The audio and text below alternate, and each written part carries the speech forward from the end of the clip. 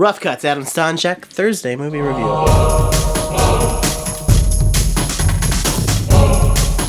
Now, this week's review, I want to be very careful with what I say because I don't want to overstep anything. Sometimes I give way too kind of reviews to movies.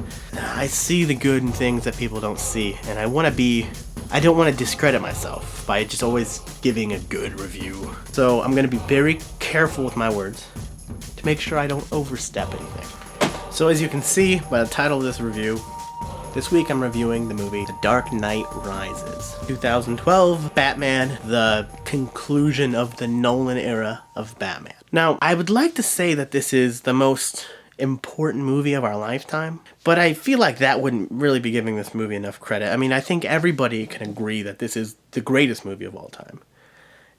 I don't think that anybody would dispute that. I mean, I think people actually might have a problem with that statement because, I mean, it's clearly the greatest piece of artwork.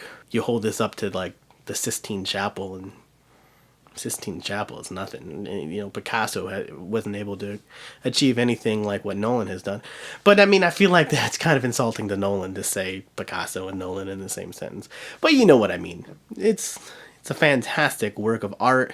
Even the word art, I feel like the word art, because it's more of a way of life, the Nolan Batman. The way that The Dark Knight Rises just kind of wraps up the whole thing, it makes you know that there's a plan in the universe, and it is Batman. You understand. It makes life have meaning. Just to hear grumbly Batman with his mumble grumbles. See, this is hard to say because Batman normally he's a decent superhero. He's the world's greatest detective. He's like a ninja. Batman would get his ass kicked if he got in a fight with Spider-Man. But of course, you have Nolan do a Batman movie, and it changes things because the Nolan universe is a magical universe. I mean, I wouldn't put Chuck Norris against a Batman from Nolan. Or, I mean, of course, again, I feel like I'm insulting Nolan to put other names in the sentence with him. So I wouldn't say that it's the most important movie of our lifetime because that's a stupid statement. I mean, it's definitely the most important thing of all time.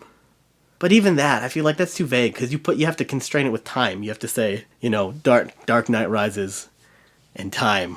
I mean, I feel like that this movie is proof that there is no God, because for a God to exist, he would have to be greater than this movie.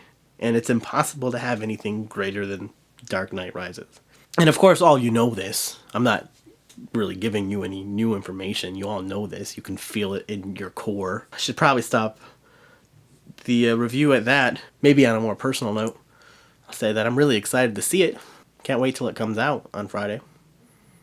And then I can start living my life. You guys have a nice weekend, and I'll see you next week.